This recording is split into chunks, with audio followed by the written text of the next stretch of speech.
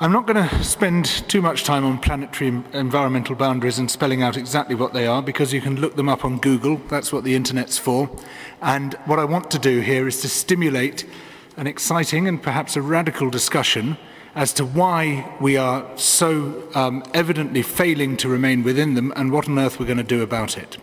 But very briefly, the concept was first formulated in a clear way in September last year in a paper published in the journal Ecology and Society, which named 9 key critical environmental boundaries and tried to quantify those boundaries to show at which point we go beyond them into a dangerous phase which could seriously damage the global environment and potentially human survival.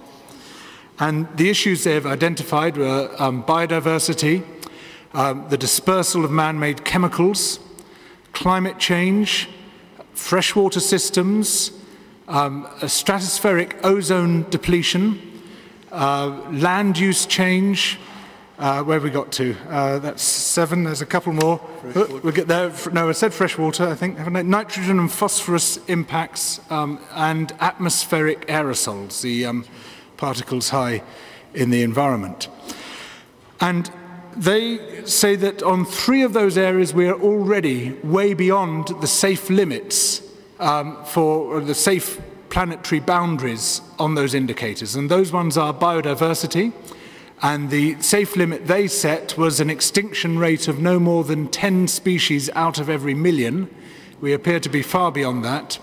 Nitrogen, where they said we shouldn't be producing through industrial and agricultural means more than 25% of the nitrogen naturally fixed by the terrestrial ecosystem. Again, we're way beyond that. And climate change, where they identified the boundary as being 350 parts per million of carbon dioxide in the atmosphere. Well, we're already at 390 plus some.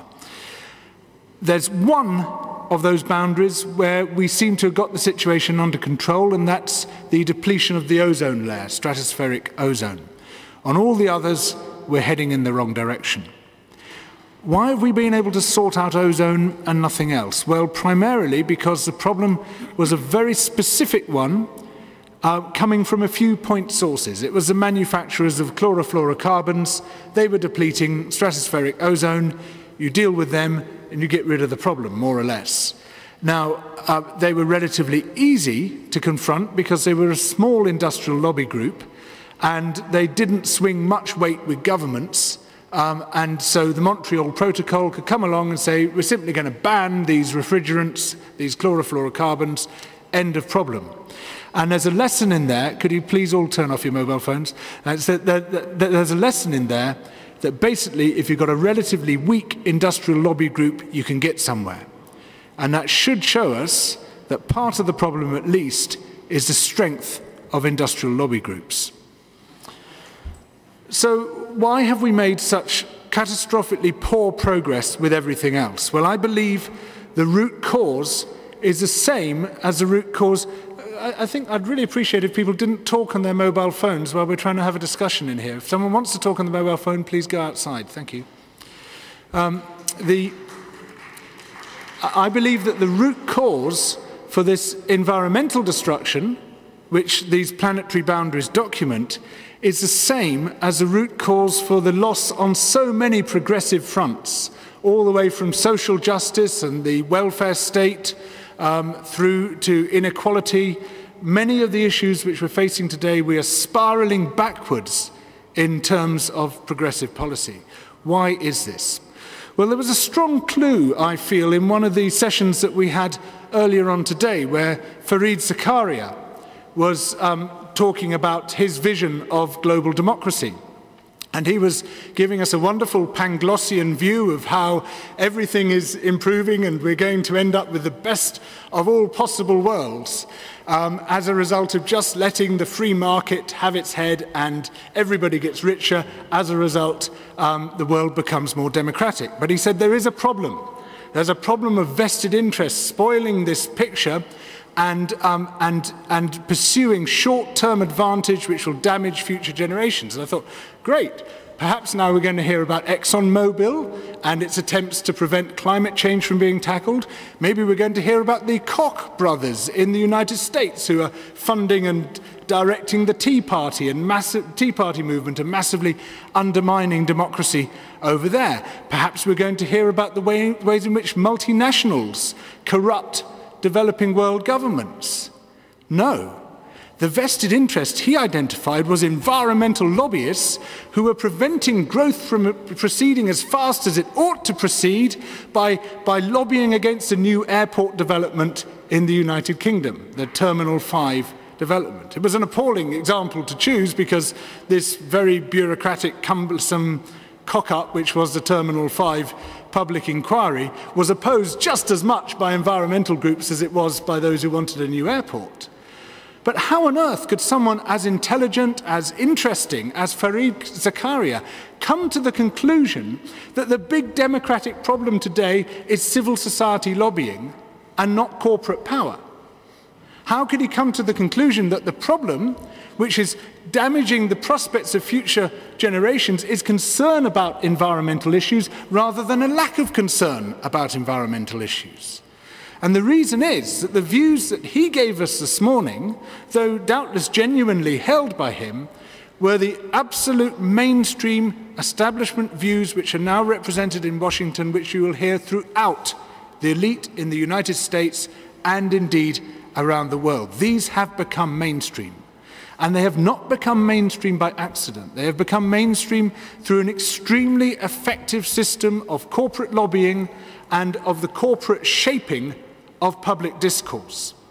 You can take it back, if you like, to 1947 and the foundation of the Mont Pelerin Society by people like Friedrich von Hayek, who were at the time a very marginal group indeed, but they were supported by some big money.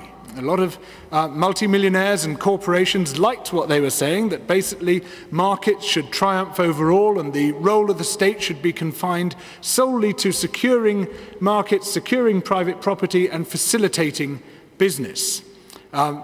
Big business liked that message, as you can believe, and gradually their ideas spread and became so mainstream that, for example, the president of this republic has taken them to a degree of fundamentalism that is reflected only in the kind of Marxist-Leninism that he previously opposed.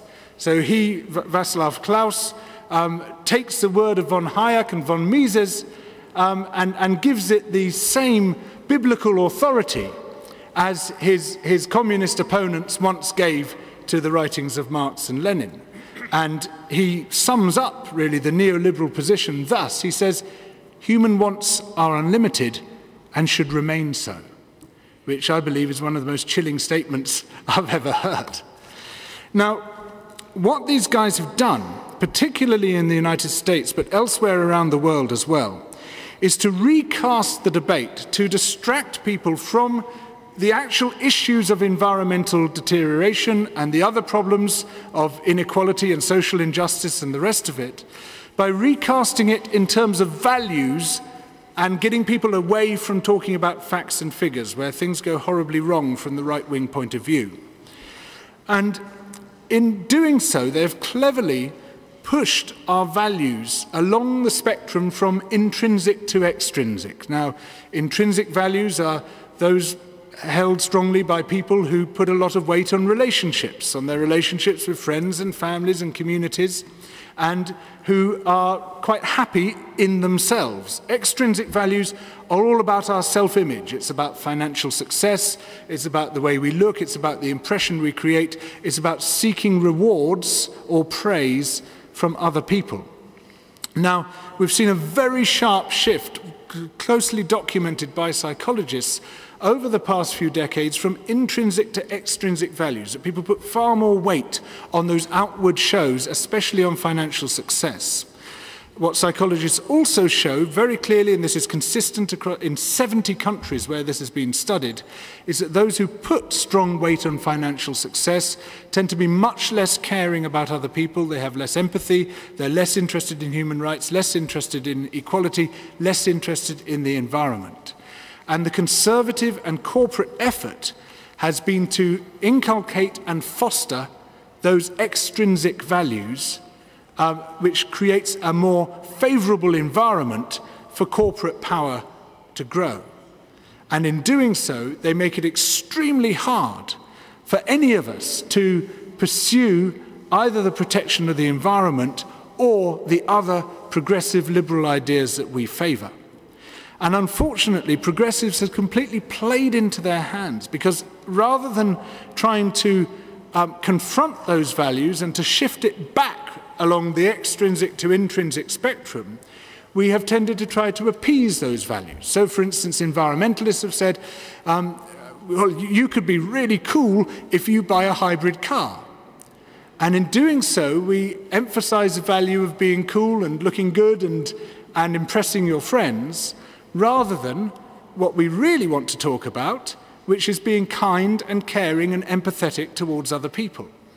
And until we can start shifting those values back along the spectrum, I believe we will continue to fail to deal with any of these planetary boundaries, or indeed any of our wider progressive aims.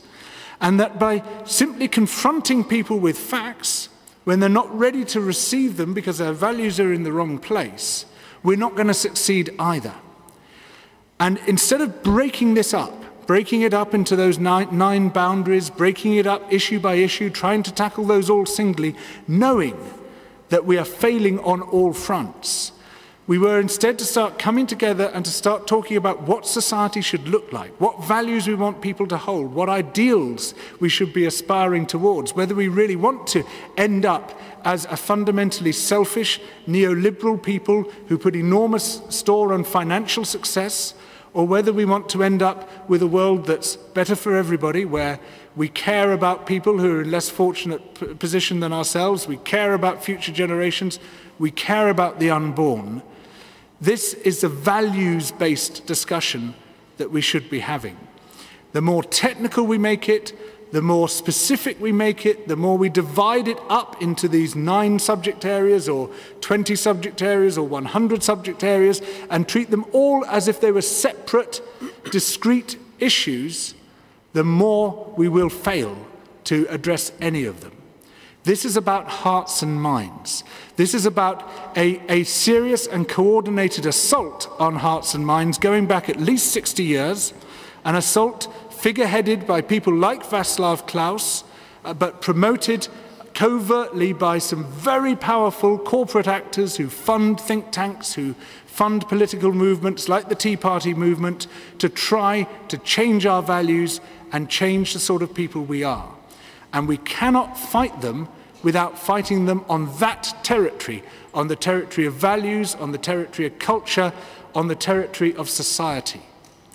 We have to be the change we want to see. And being the change we want to see means being the good people we want to be. And that means we must not allow the territory to be seized from us by market fundamentalists. We must not allow them to monopolize public debate. Instead, we should seek to establish those values that we believe in and should stop being embarrassed about saying simple things like, these policies are good and kind, and these other policies are selfish and cruel. Thank you.